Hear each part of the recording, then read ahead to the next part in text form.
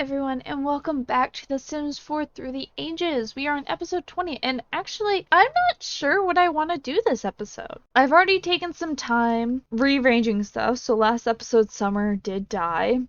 So I've got Lucy moving in over here. I haven't done much with her office, except for put her desk there and some photos. I figured she would want, like, a photo of her moms together, so that way she has that memory there, but all of her stuff has been moved over. And then over here we have Vanny's bedroom. I did switch the bedrooms.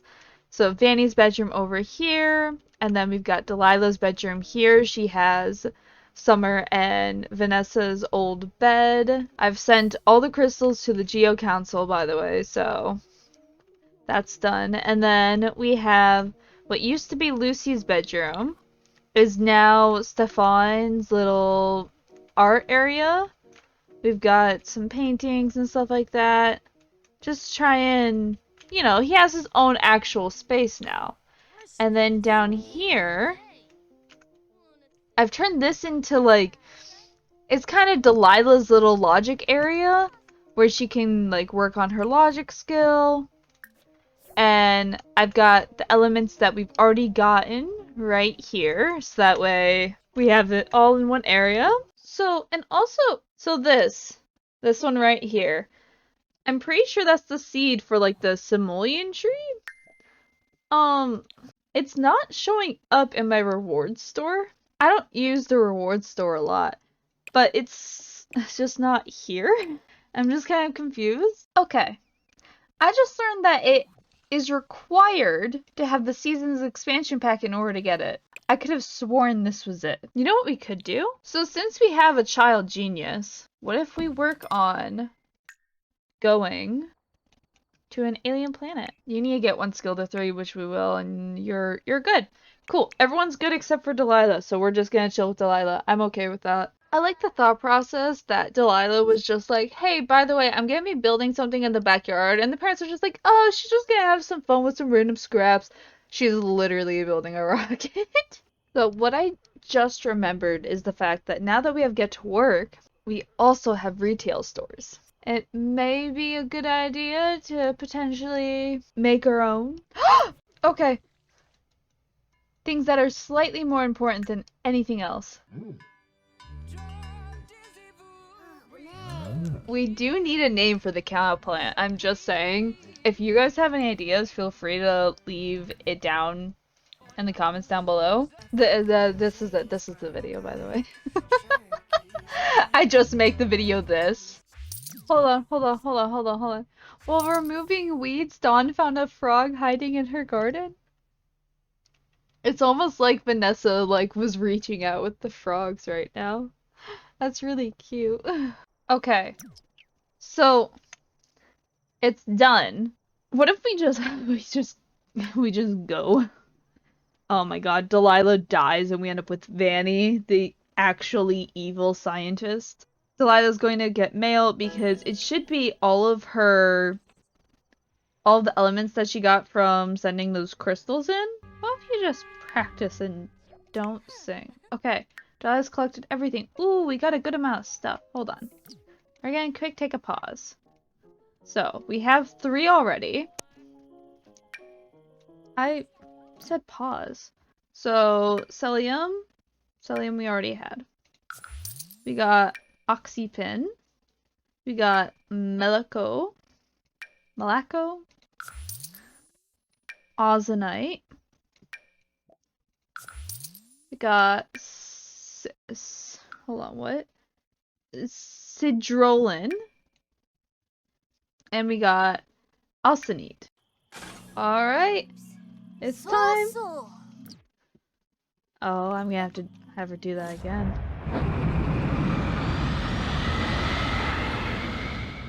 I really hope she doesn't die. The old trader ship is overflowing with cargo. He offers if she'll transport the rest to his buyer on Earth. It's very large. Extra. Take only a little. 1 box is smoking and another is making a whimpering sound, but Delilah doesn't ask questions. She delivers it on time and makes a few extra bucks. We made $200 for potentially illegal space deals. Honestly, I like this.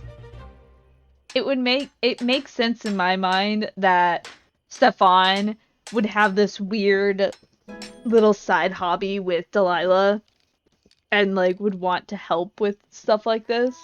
I was watching Polar Opposites the other night because for some reason that's just kind of what Hulu will randomly turn to sometimes if like we haven't touched the remote in a while. But like I enjoy solar opposites, not polar opposites, solar opposites because it's a funny show. Oh no. Delilah carefully guides the rocket into orbit over a small alien world, but it's clear right away that something is wrong. Ionic interference in the planet's thermosphere is causing havoc with the ship's primary systems. Delilah decides to attempt an emergency landing, which is smart since she has no other choice. But what if Delilah is Corvo, where he's just constantly trying to like fix the ship so they can leave? With the stabilizers Delilah installed, she is able to retain some control of the ship. It just barely misses a formation of sharp-looking rocks and lands roughly in a swamp a few miles beyond. Struggling onto dry land, Delilah wonders how she is going to get the rocket out of the muck and back into space.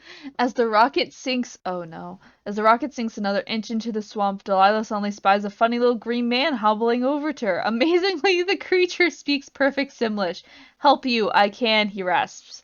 Well, almost perfect Simlish. He offers to raise Delilah's ship from the swamp if she can pass certain trials. Delilah agrees. Oh no. I mean, we don't have a lot of skills, man. Time for the first trial. It is, rasps the creature. Pick a number between 1 and 10. 4, says Delilah. Well done. Now the second trial. Hey, this is easy. The creature continues. Make me some lunch, you will. Delilah could forage in the surrounding jungle, or there might be some kind of fish in the swamp. The swamp that the rocket is stuck in? Let's search the jungle. Delilah returns from the jungle with a modest pile of berries. No, these were poisonous, did you? The creature asked before shoving several into his mouth. My favorite. He sputters through a mushy mouthful. The final trial is to explore the evil cave. He gives Delilah a weapon that oddly stresses that she will not need it. Well, we're gonna still take the weapon. Deep in the evil cave, Delilah encounters her ultimate challenge, Nega Delilah. It is the opposite of everything Delilah stands for. Luckily, Delilah brought that weapon, so she quickly dispatches it and heads for the surface. Now the creature can help you get home. Woo! Creature offers Delilah a special treasure for passing the trials. Then Delilah watches in amazement as the creature points to the rocket, which seems to lift out of the swamp as if guided by an invisible force. Now Delilah can finally fly home and leave this weird planet far behind her. Return home. We got a cowplant berry? Oh, it's this plant! Okay, never mind. I'm just stupid, apparently. So I think the retail shop I'm gonna do next episode. I think we're just gonna have fun with. Oh! You're gonna become an author. I think, oh god, there's a lot of noises. This episode, we're just gonna have fun with all the different, astronaut, or not astronaut, all the different, things you can do. We're gonna improve the maneuvering thrusters. Did you seriously? Are you serious right now? I'm gonna have to like lock up the cow plant so that way they can't like get in to see the cow plant. I just happened to glance down and I saw that he was all red. I was like, oh, like let me quick see what needs need met. Just kidding, he's just getting eaten. Cause I have to, I'm speeding up in between so that way like we can slowly get all the different things. It's almost Dawn's birthday. Alright, we're off to space again. Delilah doesn't remember much, but she thinks she may have been abducted. She now stands in a small, sterile arena. A motley assemblage of hideous beings sits furtively in the bleachers. Slowly, a pedestal rises from the floor. It contains 2 items, a ball and a container with 2 holes. One round and one triangular. The room is tense with excitement. Okay, let's put ball in a round hole. Did I do a good? The round ball deftly slides into the round hole, and the room erupts into ferocious applause. Delilah instinctively bows graciously as the puzzle recedes back into the floor, replaced by a new one. This next rising pedestal has a hat? Yes, it's a very fine hat, perhaps a derby. What should Delilah do? We should wear the hat. Eureka! The hat goes on the head. More cheers spew forth from the crowd as Delilah rifles the hat into the stands with a flourish, to be caught by one lucky fan. The hatless pedestal sinks and disappears into the ground and is shortly replaced again. This latest test pedestal appears to hold a chair. A simple metal chair. Sit-in chair? That feels like the type of thing you do and then you die. Delilah is a pro at putting her butt into butt reception areas. She sits down without incident, and the crowd goes wild. But they're not cheering, they're laughing. The pedestal chair Delilah ensemble sinks into the floor just like the other test. Delilah is swallowed by the machination, dumped ceremoniously into her rocket and blasted home. What a mean trick. Return home dejectedly. No! Welcome back, Delilah. What? Who? Where? It's upstairs. Okay. Why'd we get 238? Because that burned too. Come on, Delilah, let's go! Oh no. Delilah smacks her comm system again. Ever since she arrived in space, she's been experiencing tons of interference in her radio communications. She's about to phone tech support when she sees it. The 5th solar flare in the last half hour. That explains it! Delilah decides she better go investigate. Delilah is nearing the sun when she spies an immense flying saucer with a jolly-looking alien wedged into the cockpit. The alien is manipulating some kind of phase beam to fire asteroids directly into the sun. As each asteroid hits, the sun flares and the alien laughs. What should Delilah do? Let's try reasoning with the alien. If Delilah thought the alien looked merry before, and now she's in for the real special. Grinning from pointy green ear to pointy green ear, the creature chortles, catching another asteroid in the phase beam and hurls it at Delilah's ship, cracking a tail panel. He's reaching for another as Delilah blasts away at top speed. Hopefully she can still land. Darn it.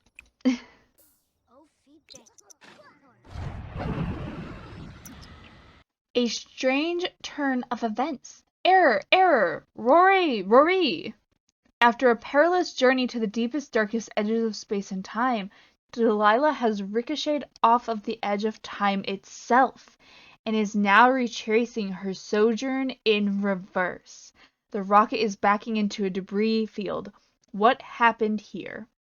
The debris reassembles into a fierce pirate ship while laser blasts spawn and retract into their respective blasters.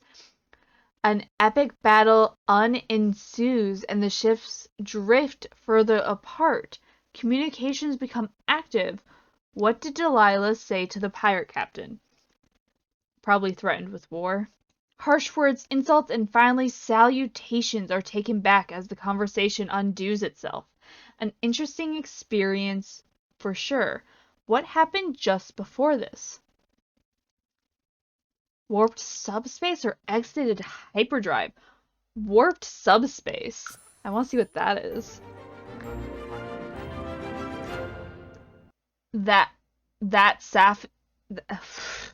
I'm sorry, I've been speaking a lot.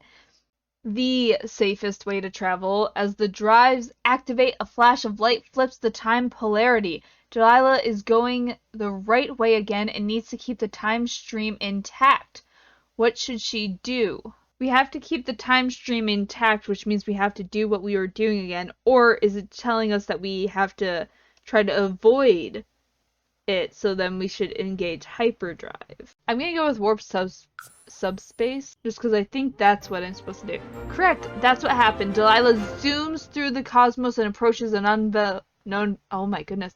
What should she say? She should threaten with war. Delilah gives a vicious war cry, and a high-speed dogfight follows. Delilah emerges the fearless victor. Avoiding the time edge this time around, she can return home safely. One space battle from victory in outer space. Good job, Delilah. She was like, yeah, whatever. We'll probably have, like, an astronaut. An astronaut? Whew. Maybe I should end this episode soon. My words are not working. We'll eventually have an astronaut sim who will most likely be the one that gets all the different aliens. I think she's about to, yeah, she's about to finish leveling the rocket science skill. It's fine. It's fine. Oh my god, and it's Dawn's birthday now. Well, Mom, I got you an alien? I'm literally just trying to make this cake so that Delilah, or not Delilah, so that Dawn will age up without having a sad birthday.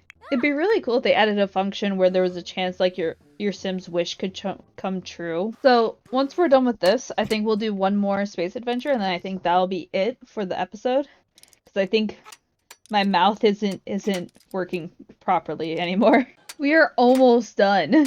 It's so close. I hope you guys have been enjoying this one, because honestly I have. Delilah's instruments go haywire, and her rocket ship is bathed in purple light. Purple and gold dust coats the sky as far as the eye can see, which isn't that far. She must have drifted into a giant nebula. Delilah can send out a call for help or forge ahead and hope the instruments can sort it out. Let's forge ahead. Delilah wanders through the cloud. A dance of gold and purple is almost hypnotic, an exquisite dream or a luxurious grave.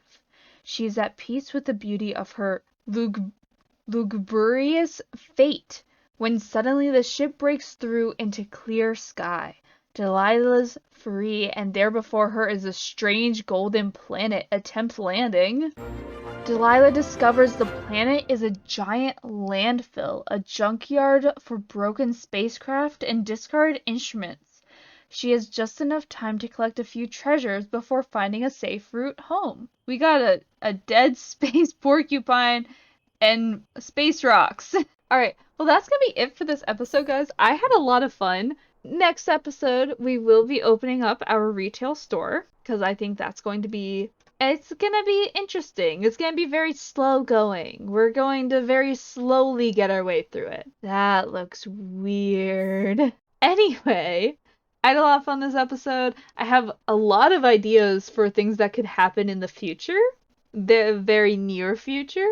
But I will see you guys next time. Don't forget to like and subscribe if you enjoyed this episode. And I will see you guys next time. Bye!